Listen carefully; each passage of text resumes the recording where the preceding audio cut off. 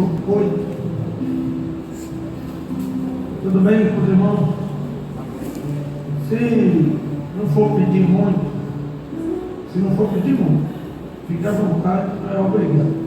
Eu gostaria que você viesse mais pertinho. Não leve a mal, não é por alma não, mas eu sou pastor com cheiro de ovelha. Eu gosto de estar perto.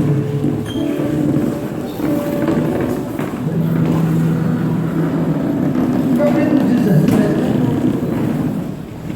do livro de versículo 8. É uma coisa interessante. Pela manhã eu comecei a falar, mas aí não deu tempo. Aí eu fui para casa e à tarde foi bom que eu tive mais orações com Deus. Eu pude entender melhor o que eu falei pela manhã. E a minha chamada para você pelo zap que eu mandei foi sobre a matéria-prima do céu. E é sobre isso que eu quero falar essa noite. Sobre a matéria. A matéria-prima do céu. Nós vamos ver aqui, Alex, Moisés mandando matéria-prima para o céu. Aí você vai ver o que acontece. Essa história está no Êxodo 17:8, diz assim: então veio Amaleque e pelejou contra Israel e refugiu. Com isso, ordenou Moisés a Josué: escolhe-nos homens e sai e peleja contra Amaleque. Amanhã estarei eu no topo do monte, e o bordão de Deus estará na minha mão. Versículo 10. Fez Josué como Moisés dissera, e pelejou contra Amaleque. Moisés, porém, Arão e Ur subiram ao topo do monte. Quando Moisés, leia comigo, quando Moisés levantava a mão, Israel prevalecia. Quando, porém, ele abaixava a mão, prevalecia Amaleque. Vamos ler junto no momento lá? Quando Moisés levantava a mão, Israel prevalecia. Quando, porém, ele baixava a mão, prevalecia Amaleque. Aí o versículo 12 diz assim: olha, as mãos de Moisés eram pesadas, ele estava muito cansado. E por isso tomaram uma pedra e puseram por baixo dele. Ele nela se assentou. Arão e Ur sustentavam-lhe as mãos, um de um lado e o outro do outro. Assim que ficaram as mãos firmes até o pôr do sol. Versículo 13. E Josué desbaratou. Vamos ler comigo o versículo 13, vamos lá? E Josué desbaratou a Amaleque e ao seu povo ao fio de espada. Então disse o Senhor a Moisés: escreve isso para memória no livro e repete a Josué, porque eu hei de riscar totalmente a memória de Amaleque debaixo do céu. E Moisés escreve comigo mais alto que você puder. E Moisés edificou um altar e lhe chamou Yahvé Nissi, que é o Senhor é minha bandeira. Amém? Esse texto é um texto fantástico, que fala sobre intercessão, o nosso primeiro pilar. Fala sobre oração, sobre uma guerra espiritual. Para você entender legal, você vai ver que o povo de Israel tinha pouco tempo que tinha saído do Egito. No Egito não tinha nenhum guerreiro, nenhum desses de Israel que era guerreiro. Eles eram escravos. O que é que eles faziam? Amassavam o barro para Faraó. A missão deles era essa. Alguns trabalhavam nas casas como domésticos, mas a maioria ficava amassando barro para Faraó. Quando eles saíram, eles saíram não como guerreiros do Egito, saíram como escravos. À vista dos egípcios, eles eram escravos, amassadores de mal. Aí você vai cantar, deixei de amassar mal para faraó, deixei. E aí eles saíram, deixaram lá para trás e foram. Mas no deserto, quando eles chegaram no deserto, Amaleque, que era uma tribo, que era homens perversos, acostumados em grandes batalhas. Amaleque era homens treinados para batalhas. E Amaleque já tinha enfrentado os egípcios muitas vezes. Era uma tribo feroz. E aí o que acontece? Moisés já sabia da história dos Amalequitas. E aí diz que Amaleque, eles então atacam o arraial dos hebreus. Moisés então dá um comando para Josué. Josué prepara os homens, aí sai a peleja. Não tinha nenhum, nem Josué e nenhum deles sabia manejar espada. Nenhum. Só que eles estavam indo para lutar contra guerreiros. No natural, o que queria acontecer? A minha vai pegar Eva e colocar para lutar contra o Minotauro.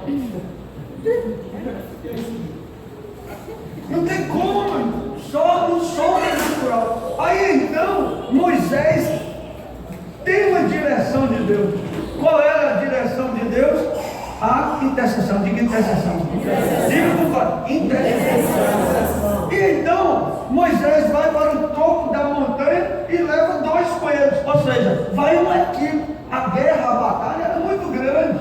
E então vai uma equipe. Essa aqui é uma guerra espiritual. Os amalequitas representam demônios, representam principados, potestades, poderes, dominadores, forças do mal. Os amalequitas aqui representam espíritos malignos. E aí diz que eles vão para lutar contra um exército bem treinado, mas nenhum era treinado para batalha. Não teve tempo de Moisés. Moisés conhecia de táticas de guerra, mas Moisés não era um guerreiro nesse momento. Moisés sobe ao monte e qual é a saída? Vai para a guerra que eu vou orar. E Moisés começa a orar. Aí você vai ver uma coisa interessante, que Moisés está orando e Moisés levanta as mãos, que é uma posição de guerra espiritual. Ou seja, Moisés estava guerreando, orando. Mas só que a batalha espiritual é um desgaste muito grande. Não é? Quando a graça de Deus vem, você está lutando espiritualmente. Quem é acostumado a orar aqui sabe disso. Você ora 1 hora, 2 horas de culto, você vai para casa com dor nas costas, dor no tudo quanto é canto, peso espiritual. Se você passa 15 minutos orando 3 horas da manhã, imagina o peso espiritual que é. A maioria aqui talvez nem aguenta orar 15 minutos de madrugada, por causa do peso espiritual, que dá tontura, dá náusea, dá nervoso, dá tanta coisa, meu irmão, orar 15 minutos de madrugada, porque de 3 a 6 da manhã os portais são abertos, tanto do reino espiritual, tanto das trevas, como do reino de Deus. São horas de batalha espiritual. Esse horário é o horário que mais morre gente, que mais Satanás ataca pessoas, que mais há missas negras, que mais há satanismo em operação, que mais os magos fazem as suas viagens astrais para fazer coisas terríveis. Nesse horário de 3 a 6 da manhã é a hora da guerra, é a hora da batalha. Por isso que talvez você não consiga orar 5 minutos. Então o peso estava grande e está lá Moisés orando, chega ao ponto que Moisés não aguentava. Aí está muito claro, quando Moisés parava de orar, xará dele. Aí Moisés parava de orar, quem ganhava? Os amalequitas. Aí o que Moisés faz? Poxa, eu preciso montar uma equipe, mas uma equipe que funcione. Então como que vai ser essa equipe? Tem que estar com e tem que estar Arão. Moisés precisa de e Moisés precisa de Arão, porque é uma equipe para a guerra. Porque ninguém consegue vencer uma batalha sozinho. Diga para quem está ao teu lado, ninguém vence uma guerra sozinho. O próprio Moisés fala no capítulo 31 de Deuteronômio, ele diz assim: 1 faz correr 1000, 2 Pedro faz correr 10.000. E tinha 3 orando. Entendeu, Ju? 1.000, 2, 10.000, tinha 3 orando. E Moisés, quando baixava a mão, prevalecia, mano, aqui. Quando Moisés levantava a mão, prevalecia Israel. Então eles criaram uma estratégia. Colocou uma pedra, cria uma pedra, Moisés sempre e um segundo de um lado, outro do outro. Quem ganhou a guerra? Ganhou a guerra foi quem? Israel. Aí com essa mentalidade aqui, Israel de ganhou a guerra pelas batalhas. Vamos passear na palavra. Capítulo 30 do livro de Êxodo, primeiro texto. O Senhor começa a ensinar Moisés a fazer um tabernáculo. Moisés sobe, presta bem atenção nisso aqui para você pegar o 30. Deus dá um comando a Moisés: Moisés, sobe ao monte. Moisés sobe ao monte. No monte, ao meu ver, isso é uma interpretação minha. Hebreus capítulo 9 fala sobre isso. E o capítulo 8 e 9 fala sobre o que eu vou falar. Moisés no monte. Deus então dá a Moisés a planta do tabernáculo no monte. Como que Deus dá a planta a Moisés no monte? Porque Deus fala com Moisés, capítulo 8 de Hebreus, você vai ler isso. Deus fala assim com Moisés: construa o tabernáculo de acordo com o modelo que você viu no monte. Ué, tinha tabernáculo no monte? Tinha? Claro que não. O que tinha então? Aí que entra a minha interpretação, que Deus deu uma visão do céu a Moisés. E Moisés viu o tabernáculo, que Deus fala com ele: já faça o tabernáculo do mesmo modelo que você viu no monte. Então no monte a visão espiritual de Moisés abriu. Ou talvez um momento de êxtase, não sei o que aconteceu, ou se realmente ele foi arrebatado até o céu, como Paulo foi, como João foi. E aí só sei que Deus dá a planta. E Deus dá uma planta para fazer um tabernáculo do mesmo jeito do céu. E dentro desse tabernáculo o Senhor manda fazer 3 partes. É um chamado ato, que tinha o pátio dos gentios, o pátio dos judeus, ala das mulheres, ala dos homens. Era um pátio. Dentro desse pátio, logo quando entrava, tinha um altar do sacrifício, onde eram sacrificados os animais. Quando passava o altar do sacrifício, tinha uma bacia de bronze, de água, onde os sacerdotes lavavam os pés e lavavam as mãos, porque tinha sacrificado no altar, e então lavava na bacia para continuar a caminhada até o destino, que era lá dentro do Santo dos Santos. Dentro do santo lugar, no ato, você viu que tem 2 peças: o altar de bronze e a bacia, ou a bacia com água. Quando eles passavam lá dentro, tinha de um lado a mesa da presença, que era a mesa dos pães da presença, onde tinha uma mesa e lá tinha 12 pães em cima da mesa. E do outro lado tinha no meio o candelabro com 7 tochas que ficava aceso o tempo inteiro. E do lado esquerdo tinha o altar do incenso. Diga, altar do incenso. Nesse altar do incenso era queimado o incenso em cima do altar. No capítulo 30 que Deus dá o comando para Moisés para fazer o altar do incenso. Falasse também no altar para queimares nele o incenso. De madeira de acácia o farás. Terá um corpo de comprimento, um de largura, será quadrado, e 2 de altura. Os chifres formarão uma só peça com ele. De ouro puro o cobrirás, a parte superior, as paredes ao redor e os chifres. E lhe farás uma bordura de ouro ao redor. Também lhe farás 2 argolas de ouro debaixo da bordadura e de ambos os lados as farás. Nelas se meterão os varais para levar ao altar. De madeira de acácia farás os varais e os cobrirás de ouro. Porá o altar defronte do véu que está diante da arca do testemunho, diante do propiciatório que está sobre o testemunho, de onde me avistarei. Bom, mais na frente você vai ver o Senhor falando para Moisés sobre como preparava um incenso. No versículo 34, do capítulo 30, disse mais o Senhor a Moisés: toma as substâncias. Aí ele vai falando da substância: odoríferas, estoraque, ônica, calabano, e esses aromatas com incenso puro, cada um de igual peso. E diz para incenso, perfume segundo a arte do perfumista, temperado com sal puro e santo. Diz que então Deus dá um comando a Moisés: faz o altar para queimar o incenso. E Deus dá a receita como faria o altar. E você vai descobrir isso depois que você examinar. O incenso, o Senhor manda fazer com 4 ingredientes. E um dos 4 era um pó branco. E esse pó branco representava a justiça de Deus. Então, os 3 ingredientes do incenso eram misturados com o pó branco, que formava o incenso que o sacerdote, seu Marcos, queimava o incenso. Qual era o objetivo?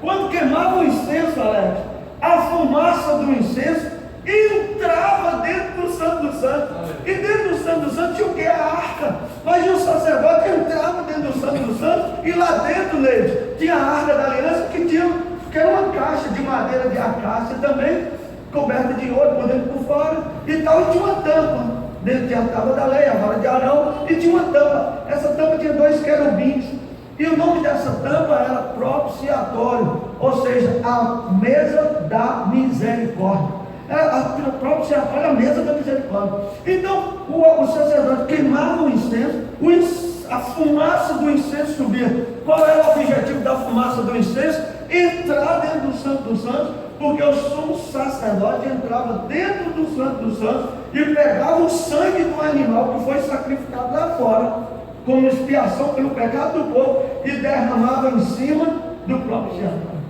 Nisso que derramava em cima do propiciatório, o incenso, a fumaça do incenso entrava dentro do Santo dos Santos, e dentro do Santo dos Santos estava a presença de Deus, e estava declarado que o povo estava isento. Diga amém. O que acontece? No céu, o Senhor mostra a João. Aí nós vamos entrar no céu. Quem quer entrar no céu comigo? Amém. Se você não quiser, eu não sinto muito. Aí eu só sei que no céu tinha um templo, e tem um templo. Diga amém. Quem viu esse templo? Ezequiel viu, Daniel viu, João viu, Paulo viu e Moisés viu. Olha o tanto de testemunho. E não falo mais quem viu, para você não escandalizar. Aí o que acontece? Quando o sacerdote queimado declara dizendo: quando Jesus morreu, Jesus foi o Cordeiro, é o Cordeiro de Deus que tira o pecado do mundo. Diga: Jesus é o Cordeiro de Deus que tira o pecado do mundo. O sacrifício do Cordeiro lá no altar, que era derramado lá dentro do Santo dos Santos, foi Jesus na cruz. Quando Jesus na cruz morreu, ele estava derramando o sangue dele. E quando Hebreus capítulo 9 diz que Jesus pegou o sangue dele mesmo, entrou dentro do Santo dos Santos no céu. Amém. Se você está internado comigo, meu irmão, você não vai ficar parado, não é possível. Jesus entra dentro do Santo dos Santos, mas no céu. Não era mais o que Moisés fez, não era mais o que Salomão fez, é o céu mesmo. E ele então derramou o sangue dele mesmo em cima do propiciatório no céu. E no céu ele declarou: o povo está isento de culpa. Sabe o que significa? Nenhuma condenação a mais para aqueles que estão em Cristo Jesus, que não anda segundo a carne, mas anda segundo o Espírito de Deus. Se você quer, dê um forte aplauso. Aleluia! Ele viu no monte. O modelo dos que ele viu no monte dos foi o do céu. Agora João, ele está dentro do tabernáculo, mas no céu agora. Aí no capítulo 8 diz assim: veio, João falando, veio outro ficou de pé junto ao altar, com um incensário de ouro, e foi-lhe dado muito incenso para oferecer. O incenso com o quê?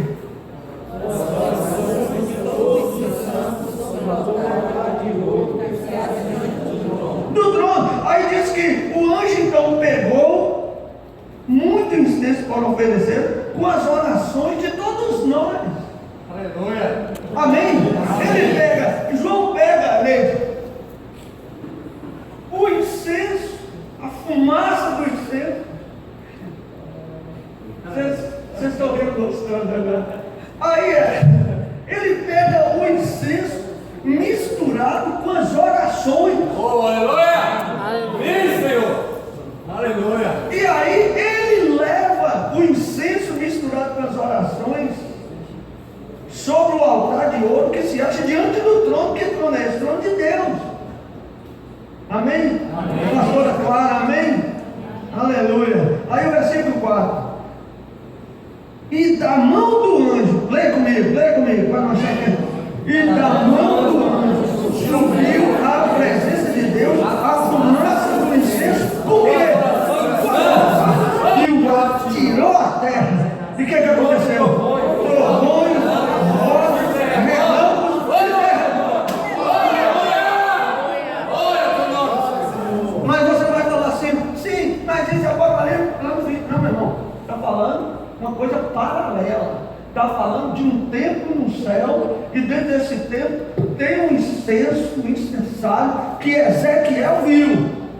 E Ezequiel viveu muito tempo antes de Jesus. Então não tem desculpa para falar que isso aqui não é. Isso aí é figurativo, não é. Aí eu vou chegar lá.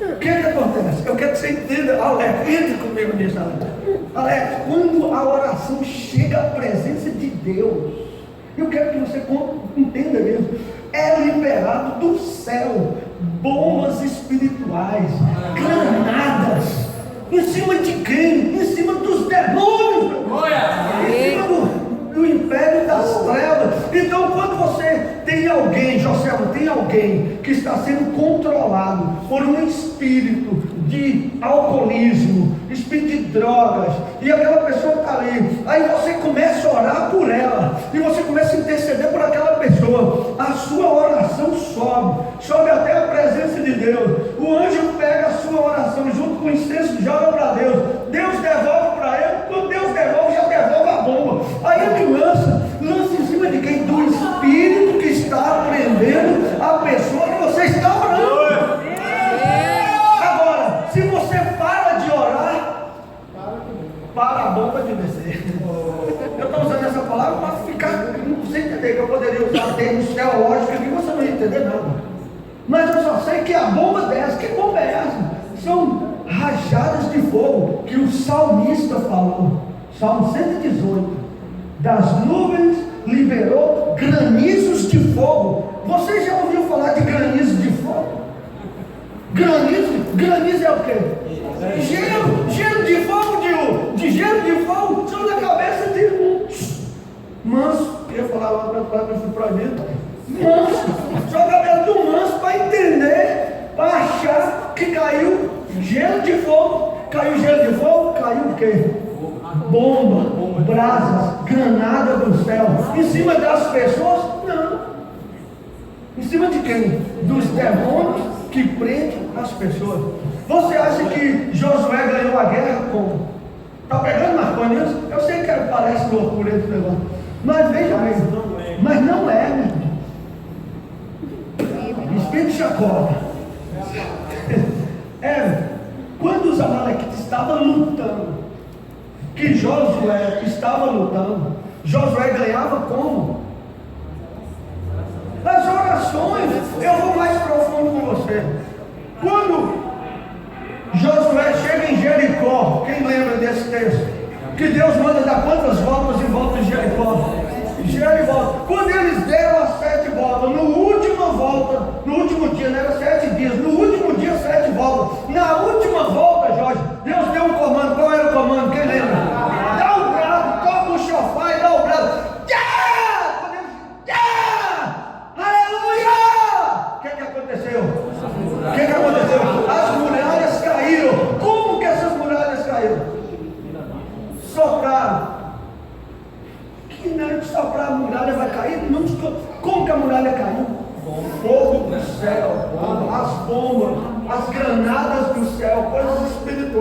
Está entendendo, Ana Cláudia? Caíram em cima das muralhas, as muralhas caíram. Artilharia pesada!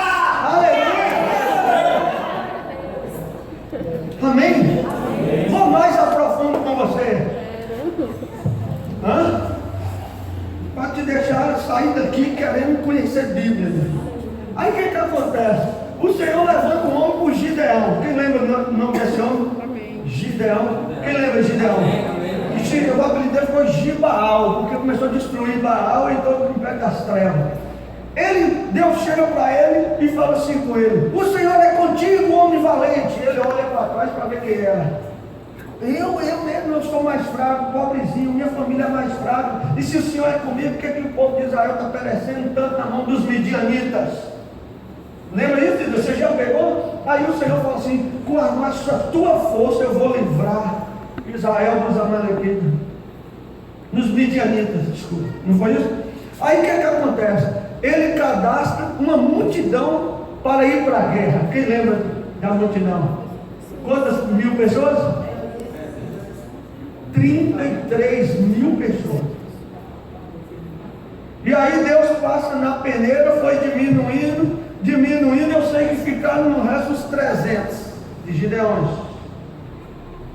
Nos 300 Gideões, qual foi a estratégia que Deus deu? Não, já na guerra, qual era a estratégia da guerra? Quem lembra? Não era tocar o chofar e acender as tochas? Acende a tocha e toca o chofar. Quando eles acenderam a tocha e tocaram o chofar, o que aconteceu? As espadas do Senhor, fogo desceu do céu. Na hora que eles oraram, fogo desceu do céu. E eles venceram a batalha contra os midianitas. Aleluia. Mas de onde veio esse fogo? De onde veio essas brasas? De onde veio toda essa armadura? Do céu. A oração que chegou à presença de Deus. Diz que o general estava no meio da guerra. Josafá ora numa batalha. Josafá fala: Senhor, eu vou à guerra. O Senhor vai à guerra. Aí ele: então como que eu vou? Senhor, pera, fica quieto. Aquietai e vede o livramento que eu vou dar. Fica calado. E só ora. Aí Josafá começa a orar. O arraial do inimigo está lá se preparando para destruir Israel. Quando Josafá começa a louvar a Deus e orar, o inimigo, o arraial do inimigo dos filisteus só vira isso. E eles se apavoraram tanto que disse que um matou o outro.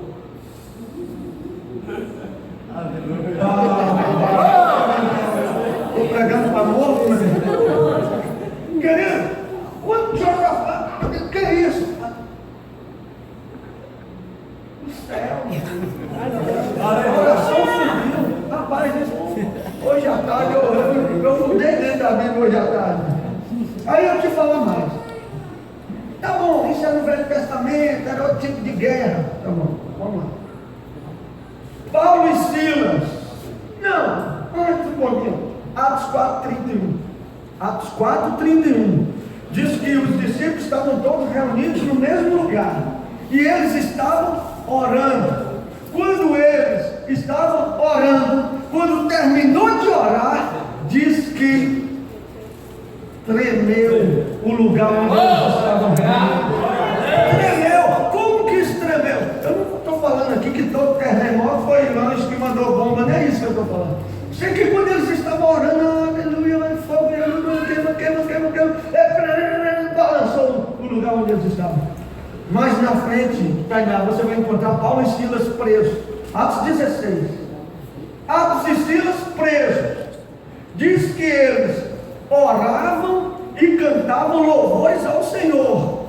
Como que Paulo e Silas estavam? Com as pernas amarradas de correntes, não é isso, Joel? E as mãos amarradas de correntes. E eles então, meia-noite, de madrugada, eles começaram a glorificar a Deus e a orar. Quando eles começaram a glorificar a Deus e orar, a oração e a adoração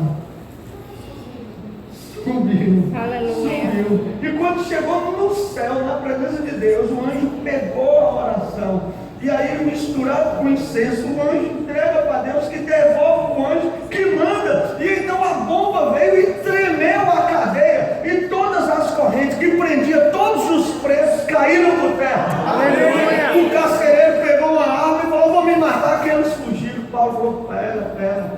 ter batismo na sua casa. Aleluia. Aí ele converte, Paulo vai na casa dele, batiza o povo, a família dele, ministra uma ceia, volta para o castro.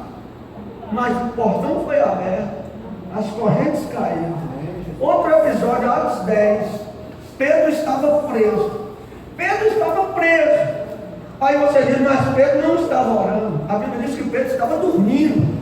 Mas Pedro estava dormindo, mas a igreja na casa de Maria, uma Maria lá, estava orando. Quando a igreja estava orando, Pedro dormia guardado no castro. Capítulo 10 de Atos. Quando eles oraram, intercederam por Pedro, diz que caiu a bomba do céu. E as correntes que prendiam Pedro caíram por terra e o portão da cadeia abriu. Aleluia. Se tem algum crente aqui, abre o portão e então Pedro sai. E quando Pedro chega na casa das pessoas, até os que estavam orando não acreditaram nesse mistério. Grande é o mistério. Aí a menina que trabalhava lá falou, é Pedro, é Pedro. Pedro está batendo lá, é Pedro. Aí falaram assim, Pedro, você está doido, menino? Pedro está preso. Eles não tinham a revelação de que a oração estava subindo e a bomba já tinha descido e o portão já estava aberto. Eles não tinham. Eram pessoas que estavam orando sem entendimento espiritual. Porque quando você ora com entendimento espiritual, você tem convicção de que a resposta da sua oração vem. E aí a pessoa fica assustada, mas está ali. Pedro solto. Por quê? Porque orou. A oração move o céu. A oração é o combustível. A oração é a matéria-prima para fazer com que a bênção caia. Quer um exemplo? Como que é formada a chuva? Como que é o nome do processo? Evaporação. Evapora a água dos lagos, a água dos mares, sobe até o céu, e aí forma as nuvens. Com a umidade do ar, as nuvens então derramam chuva. Amém. Aleluia, Senhor. Derrama chuva. É a mesma coisa a oração. A oração sobe e a bênção desce. Diga a pessoa do lado, a oração sobe e a bênção desce. Qual é a maior dificuldade que uma pessoa tem na vida? É de orar. Grande é. Tem muitos que conseguem ler a Bíblia, mas não conseguem orar. Qual que é mais difícil, orar ou ler a Bíblia? Orar. O inimigo, ele tem estratégias para não deixar o povo orar. O inimigo, meu irmão, se você sair daqui hoje entendendo o poder que tem a sua oração, você vai ser uma outra pessoa, Antônio. E eu estava hoje à tarde concluindo, já vou concluir para não cansar suas costas. Querido, hoje à tarde eu estava perguntando ao Senhor, meu Deus, mas como que eu vou explicar isso? Como que essa oração vai virar matéria-prima? Aí veio na minha mente, Aleluia. veio na minha mente. O Senhor Jesus diz assim, que as palavras não se perdem. Pelas tuas palavras será justificado, e pelas tuas palavras será condenado. Então a palavra, quando sai da sua boca, ela é uma matéria viva. Porque Jesus disse que ela não se perde. Quando alguém joga uma praga no outro, a praga pega ou não pega? Se tiver com brecha, pega. Mas quando você recolhe no reino espiritual a palavra liberada e quebra diante do altar de Deus, acabou. Mas Jesus disse que as palavras não se perdem. E é dessa forma que a oração sobe. Aleluia! Glória a Dá para Deus. entender isso? Amém. E nessa noite, se você não entendeu ainda, Deus quer te batizar com um batismo de ser um guerreiro de oração. E na hora que você entender isso que eu estou falando, que parece até engraçado, não sei o quê, mas se você entrar dentro desse mistério, do poder da oração e a liberação desse poder de Deus contra a força das trevas, você vai começar a orar e você vai começar a ver coisas acontecendo.